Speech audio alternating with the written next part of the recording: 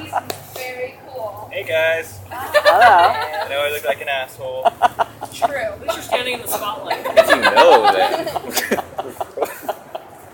What an idiot. How do I look? How's my profile? You look like an idiot. Beautiful. This is real life. This is poetry. Okay?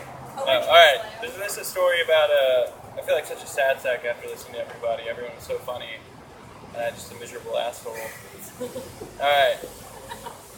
Also, I pace, so you'll hear me for a minute. Whatever. 1, 2, 3.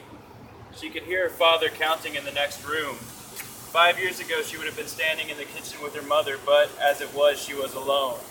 They had separated a few months ago. It had been hard on everyone. 4, 5, 6. It's not that they didn't love each other, her father had said. It's just that they didn't love each other enough to keep going on together.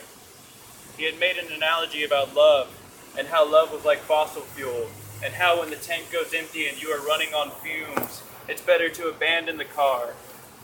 You don't want to burn off the fumes, he said. You understand? 7, 8, 9.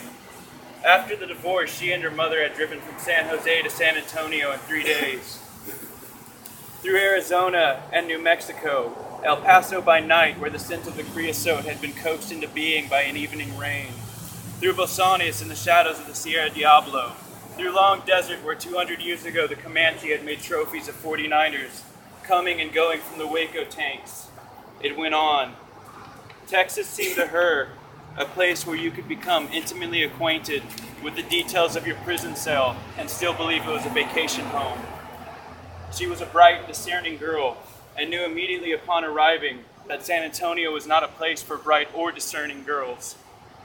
It was then that she began to miss California, a feeling that would stay with her for the rest of her life, even when as an adult she returned to San Jose.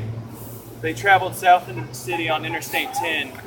She noticed that the apartments and slaughterhouses grew more and more compact the further in they went, and gave up no ground, but rather took more and more as they multiplied. It was as if they drove into a tunnel which narrowed as it went until not even a camel could pass out the other end. 10, 11, 12. In her room there were drawings of her father and mother on opposite sides of a river. There was a broken dam between them, and the water rushing through the fissure was full of debris. If you looked closely, you could see her clinging to driftwood at the mouth of the dam, where the rapids were white and foaming. Some nights she dreamt of the dam unbroken, but only sometimes, and even then it seemed like someone else's dream. No, her dream, the one she had most often, was of her father driving them through the Trans-Pecos. In it, their car broke down. He would stare at the dashboard for a few minutes afterwards and then turn to her mother. "We've run out of gas," he'd say. Her mother would look in the back seat at her and then smile while her father unfastened his seatbelt and left. She watched him disappear. She always woke up before he came back. 13, 14, 15. He would never find her, not where she had hid. He would try, and even though she wanted to be found, she would hate him for trying. And if he did find her, well, surely it would be too late.